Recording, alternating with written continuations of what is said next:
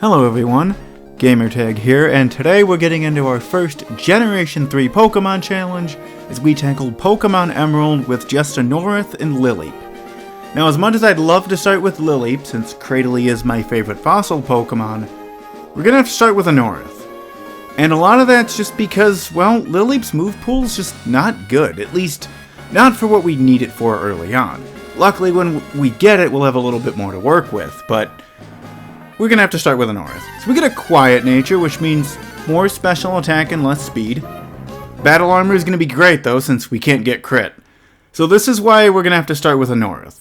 Lileep doesn't learn a single water move, and it wouldn't have anything to deal with Roxanne outside of Bullet Seed, which is fairly weak, but also it wouldn't have anything to deal with Watson's Magneton. And it's also weak to Fighting, which is the second gym, and that's just not going to go well.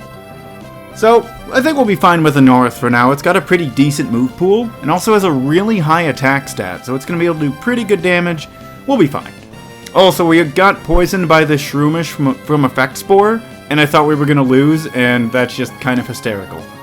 So we're going to be leveling up to 19 for Water Gun, which we level up slow at the beginning, and then it gradually speeds up later on, I think in like the mid-40s or 50s. But we're at Roxanne, let's see how this goes. So we're going to Harden turn 1 to boost our defense. Geodude just goes for Defense Curl, it just gets one shot from Water Gun, we're not worried about it. What we are worried about is Nose Pass. Rock Tomb is still super effective since Rock doesn't resist its own type and our secondary typing is Bug. So Water Gun's doing decent damage. She does have 2 potions and an Oran Berry. However, we start chipping away with Water Gun and then she goes for Block and a couple tackles. So because of that, we're able to get through Nose Pass pretty easily, and then simply just one-shot the next Geodude and get the win.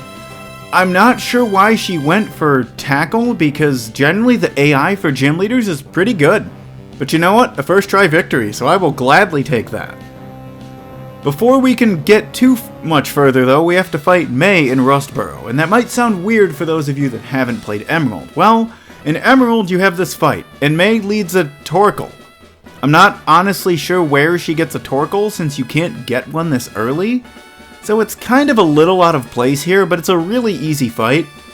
So now we can move on and go fight Brawly. Sure, there's some other stuff that we have to do in between, but I don't really feel that's super important. It's just, you know, tedious stuff with Team Aqua. So we leveled up to 25 to get Metal Claw. I didn't normally think it'd be too much of an issue since we're just neutral to fighting, since Rock is weak to it and Bug resists it, but we needed a way to counteract the defense boost off a Bulk Up. We got a couple boosts off Metal Claw and had a pretty easy time.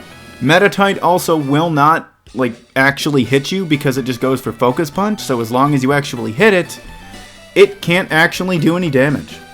I'm surprised we got 2 gyms out of the way in 2 tries. This is actually going pretty well. Maybe the electric gym won't actually be that bad. But I don't want to jinx myself here, so let's just keep the run going. We have Team Aqua in the museum, but they're honestly they're pretty weak. Grunts generally aren't that strong, and we're fairly over-leveled from the Brawly fight. However, before Mayville City, oh geez, this fight was not fun. Lombre has a Growl, and if it hits one of those, it's an instant reset since we can't do enough to Marsh Tomp. Since it resists both Rock Tomb and Metal Claw, we needed to use Lombre to get a boost off Metal Claw, hope it didn't use Growl, and then we were able to take her down from there. But this fight was brutal. Easily one of the worst fights in this entire challenge. I knew it was going to be tough, realizing she'd have a Marsh Tomp, but I wasn't prepared for Lombre. But we can finally go onto Mauville City, I actually typed it correctly that time, and knock out some trainers. I don't think we're quite ready for Watson yet, because that Magneton is going to be an absolute tank. It's going to resist basically everything outside of Water Gun, and even Water Gun alone isn't really going to be doing that much damage. It's good training, and honestly, we're going to need all the levels we can get at this point, because we are stuck with this until we get at least 4 badges. So, Watson was awful, as I kind of figured he would be, but I wanted to, sound confident earlier. Yeah, this fight was easily one of the worst fights in an early game. We're pretty much always going to be paralyzed, whether it be by Voltorb Spark or Magneton. Magneton, if you're not paralyzed and you're not immune, he will always paralyze you. Literally 1000% of the time. Every single time that he could paralyze us, he did. And I mean every time. I counted the attempts at like around a dozen, and we were paralyzed on all of them. Thankfully though, he didn't confuse us, and we managed to get through the paralysis, get through Magneton, and take out Manectric. Oh, finally we can move past this fight. Well, at least the next couple fights will be easier, so that's going to be nice. Next up we have Maxie and Mount Chimney. I know there's some traveling in between, but it'd just be more trainers and stuff to take care of for extra levels, and it's more just filler, and I didn't think that was too necessary. But Maxie isn't too bad. Sure, Mighty Anna drops our attack, but we have Metal Claw to just get that back and then some, and we also have Ancient Power now, which is more reliable than Rock Tomb, which is only 85 accuracy. It doesn't miss all the time, but it can definitely miss at a crucial time and possibly cause us a loss. But at least we finally get an easy gym, being the Fire Gym Leader, Flannery. It's kinda nice to have an easy gym. I mean, sure, we first tried the first two, and Watson was a pain, but we got to Slugma, got a boost off of Ancient Power, and then just swept her entire team. We even disrespected Torkoal with a crit. I know maybe the crit didn't matter, but we can't get them, or they can't get them, and we can, so the fact that we just really get any crits is just hilarious. And it was super effective anyway, so hey, it's nice because it's gonna get a little bit tougher in some of these spots coming up. But with Flannery out of the way, we can finally go pick up the Root Fossil. We have to go through this little tower called Mirage Tower, amazingly named. Take Rock Smash, take the Mach Bike to go over holes so we don't fall down to the floor beneath, pick up the Root Fossil, and take it to the Dewford Lab, which we name it I Am Root, or Root for short, because it's the Root Fossil.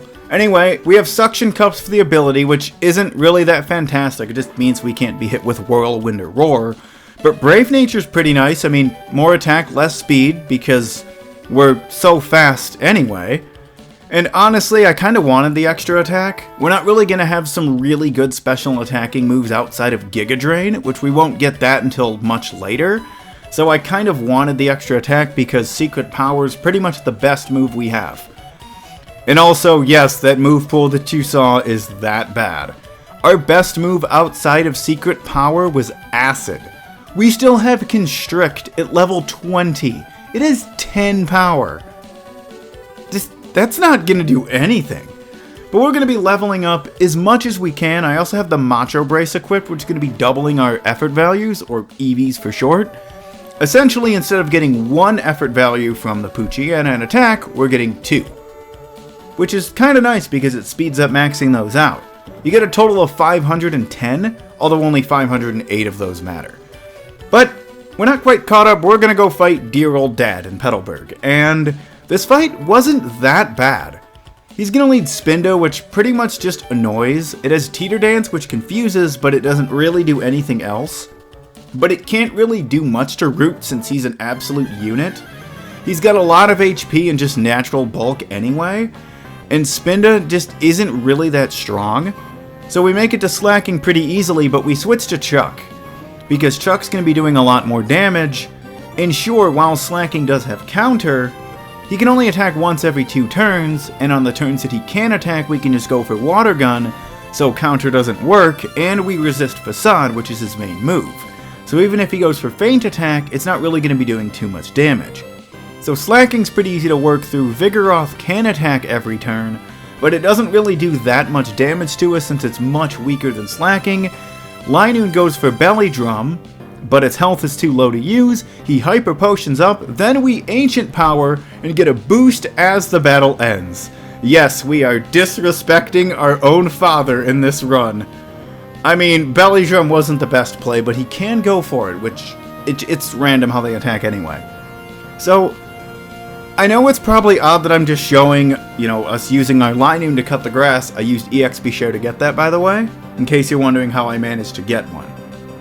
I could have just caught one, but I just evolved Zigzag into the EXP Share. Cutting the grass is a feature that I thought was kind of underrated, and the fact that they got rid of it just kind of makes me sad. I know it doesn't really do anything because that's less spots you can find wild Pokemon in for training, but I don't know, I just always thought it was silly because I found it out by accident when I was a kid because I just bumped cut. But Weather Institute was easy. We have one last May fight before we get to Fortree. It's not really a hard fight at all. Sure, she has Swift Swim and, you know, no water moves on Lombre, and Marshchomp's gonna get a boost in its water moves from the rain, but it's not really gonna be doing a lot of damage because, I mean, maybe it seems like we're over-leveled at this point, but we're really starting to become not even that over-leveled anymore. Once we got past Norman, I wouldn't even consider this much of an over-level. I mean, we're only about mid-40s, although we do have the Flying Gym next, which, that one's going to be interesting. I know we have 2 Rock-type Pokemon, but both of our secondary types are weak to Flying, so we don't even resist her main moves. So, Winona is going to lead Swablu. It's not really much of an issue because it's an easy one-shot. Pelipper also isn't too bad. It does have Protect, but it doesn't really go for it. Surprisingly, I was pretty sure she would. But the issue here is Skarmory. Skarmory has really high defense, Sand Attack to Troll, because Gen 3 does that a lot, by the way. A lot of Smoke Screen and Sand Attacks and Double Team and stuff. But Steel Wing not only is super effective to both Chuck and Root, but it can also up Skarmory's defense, and with us having only physical moves to actually do damage, if she gets +1 of defense, we're in big trouble. Chuck unfortunately doesn't quite take out Skarmory thanks to the accuracy drops from Sand Attack. Root comes in and finishes off Skarmory, and then just tanks Tropius attacks. Altaria comes out, but even a +1 Dragon Dance can't do really anything to Root. We're able to tank it like a champ, finish off Altaria, and that gets us the 6th badge. You know, that could have been tough with Skarmory, but we managed to pull it out. So, we don't have to do this May fight in Lily Cove, but it's good training, and she, for some reason, has a Tropius now. A little bit odd of a placement here, I think, because she could have caught it, you know, after the Weather Institute, and I kind of feel like she should have, but I don't know, it's an odd timing for her to have it. It doesn't really add much outside of another Pokemon for us to just easily take care of for extra experience points, but I would just wish she had a better team, like Omega Ruby and Alpha Sapphire. They actually fully evolved the starter, and I was always upset that they didn't do that in Generation 3. I just really felt that you needed one last fight, like whether it just get, I don't know, before the Elite Four, just something. Just let them have a full starter. Really, I just think it's kind of a disrespect to them, even though they aren't really that useful in this game. I mean, outside of giving you, the Go Goggles and stuff, but really, May and Brendan, I guess now that I think about it, are kind of forgettable until Omega Ruby and Alpha Sapphire. Also, Team Aqua's kind of forgettable too, because most of the time they're just not good. At least Archie's going to be a little bit more respectable. But, and before we do Archie though, we have to do Maxie, because we can't get to Archie until we get the 7th badge. Maxie isn't too bad. Also, dude, it's the red orb for Groudon. I wish they actually got it right this time. But he does lead Mighty Anna, which does lower our attack. A little bit upsetting. And we could have taught Giga Drain at this point. I do have it, and I just didn't teach it. I don't know why I didn't teach it yet, because it's way better than Bullet Seed. But it's fine. We managed to get through Mighty Anna pretty effectively. It can't really hurt us much anyway. Crobat also is pretty easy. It can do decent damage with Wing Attack, but we take it down pretty easily. Unfortunately though, Camerupt has Earthquake, and it does pretty big damage to us. We do have the Quick Claw equipped, which gives us a 20% chance to go first. One of my favorite held items for sure, it's just so much fun to use. But unfortunately we don't get that. Camerupt takes out Root, but Chuck's able to come in, finish it off, and now we can go and just take care of the admin in the Aqua hideout. Really, like, the admins are at least decent, but the grunts are just not good. Alright, time for the always difficult Psychic Gym. At least we get 2 Pokemon this time. Although, interestingly enough, if we were only using 1 Pokemon, they actually wouldn't fight us. You actually need to go get a second Pokemon before they'll even try and fight you. Like, you can't just go in with 1 Pokemon. Like, we'd have to just catch a Magikarp or Zigzagoon or something, but it doesn't really make much of a difference. This is still a tough fight. So Xatu's gonna go down easily. It's the one I was least worried about, but Claydol's gonna take a lot more to get rid of. Honestly, though, I guess we could have saved Xatu now that I think about it, because even if it buffs its stats with Calm Mind, we have physical rock moves that would easily one-shot. So Lunatone's getting fairly weak. It does have a Citrus Berry, though, so it's going to heal up. And Lunatone, unfortunately, put us to sleep, and that kind of doomed us. Alright, third attempt. We should be able... If this takes me more than 3 attempts, I'm going to wonder if maybe we're just having bad luck. So Xatu's obviously going to be a one-shot, as it always is. Lunatone's going to come out. Earthquake from Claydol is annoying, but it's not doing too much damage since it is cutting... It's not doing as much because moves that hit both Pokemon don't do as much damage. Unfortunately, though, their whole team can avoid Earthquakes thanks to Levitate and Xatu being a flying type. But we're able to take down Claydol after paralyzing it, and now it's just a simple 2-on-1. Lunatone goes down, and then we can just gang up with Metal Claw and Giga Drain on Solrock, who just goes for Sunny Day.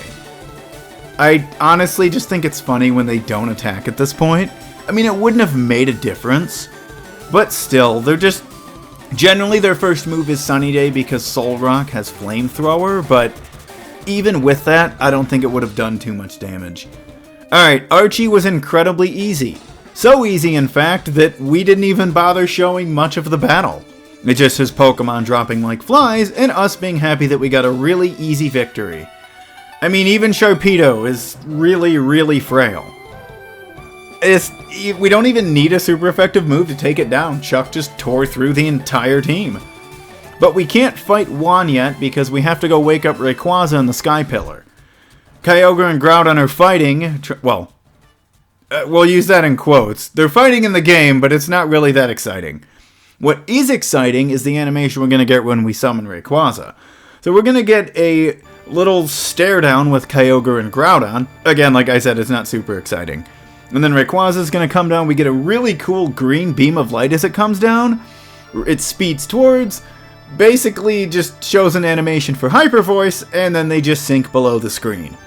Really, that could have been a little bit more epic, but hey, this was made in like mid-2000s. They actually did pretty solid for the year it was made.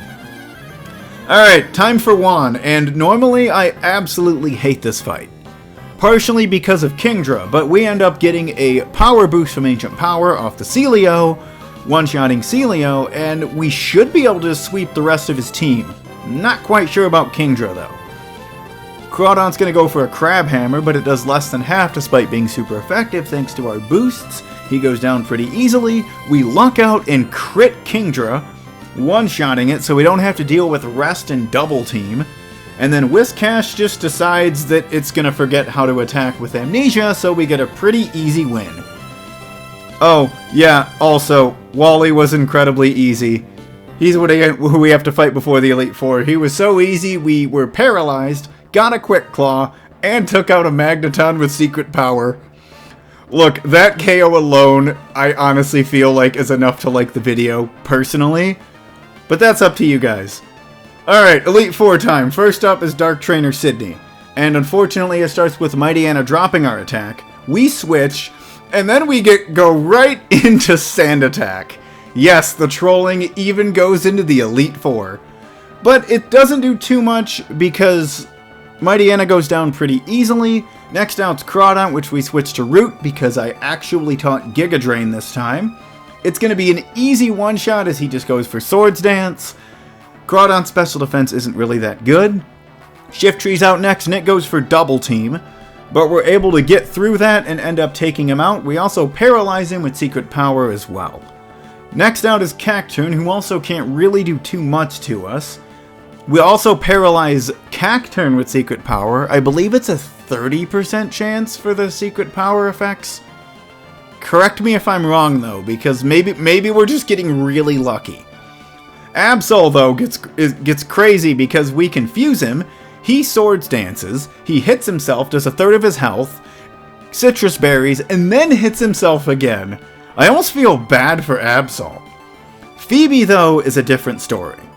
She has 2 Dusclops, both with pressure, doubling the power point usage every time we use a move, so that means less Ancient Powers and Giga Drains, and on top of that, Root only has 2 moves it can even use against her Dusclops, actually her entire team. This fight is a problem. We do manage to get through the first Dusclops though, despite being confused, but the second Dusclops comes in, hits Ice Beam, freezes us, we defrost, then hit ourselves in confusion, only to be frozen again on the very next turn. Yeah, I don't think this fight's happening. Even if we manage to try to get a little bit better luck, I just don't think we can quite do enough. Alright, level 65. Alright, so, hilariously, apparently just getting a few more levels means that we get a little bit more luck. It's like when we used rare candies on Pikachu, and it's like, oh, you leveled up? Here, have luck. Apparently that's just how it works. We end up getting an Ancient Power boost when we take out the Dusclops, and that helps us do really big damage to the next Dusclops.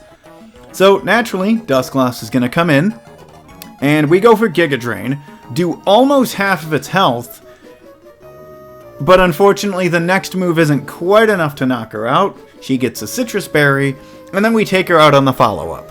Next out is Bandit that just spams Grudge the whole time. So Grudge, if you knock them out, you lose the power points for whatever move you knock it out with. She's going to use Grudge 5 times. Unfortunately, I miscounted. She hit herself in confusion on one of the turns, and I somehow missed that. So because of that, we can't do any damage. We're out of Ancient Powers thanks to Dusclops' pressure, and we're out of Giga Drain thanks to Bandit's Grudge. So, unfortunately, Root is basically useless, and instead of switching in Chuck like I should have done, I just decided to see what we could do with Confuse Ray, which unfortunately means I'm just wasting a little bit of time. So, not one of my best decisions, and that unfortunately means we're going to have to use a revive after the battle, but it's fine. Chuck's able to come in, finish off Sableye, Bandit just goes for Shadow Ball, which is not going to knock us out even with a crit, so we're finally able to move past this god-awful fight. Finally! This fight was horrendous. I'm just so glad it's over. Next up is Ice Trainer Glacia, and you know, we actually had an easy time. We have rock moves, and on the first move of Ancient Power, we got a full stat boost. With that, we should be able to sweep her whole team, because Walreign's gonna go down in one hit, and her second Celio definitely is gonna go down in one hit. It's too bad there weren't more ice types in this game, though. Her team is kinda lackluster, honestly. We did miss a Rock Tomb on the second Glalie, but really, she just goes for Hail. I don't know what the Hail she was doing. Like, I just wish she would have went for an actual attack move. But hey, it's nice to have an easy fight. Speaking of easy fight, Drake, I highly underestimated. This fight, when I uploaded the footage of just this battle, was almost 40 minutes of footage just for this fight. And I probably should have leveled up at this point, but we had a problem. And the problem wasn't even potentially leveling up for Drake, it was having to do Phoebe again. See, the problem with Phoebe is we need ethers and stuff to restore our power points after every single fight with her. And I didn't have enough of those to actually fix all of our power points after the fight. So I just had to keep just trying to get lucky enough for Drake, and it wasn't even so much that we needed to get luck on our side, it was the bad luck we were having. See, every time we'd get a boost off of Ancient Power, Altaria would paralyze us with Dragon Breath, and then that would doom us to where we would get our attack lowered by Salamence when we'd have Chuck out. Thankfully, though, we didn't get paralyzed, and that was enough for us to make it to Salamence with Root. It took the Intimidate drop, even paralyzing it, so by the time Chuck came in, it outsped Salamence, and we were finally able to get through this fight. Really, I think Altaria messed us up more than anything else. That paralysis off of Dragon Breath killed us. Anyway, it's finally time for Champion Wallace.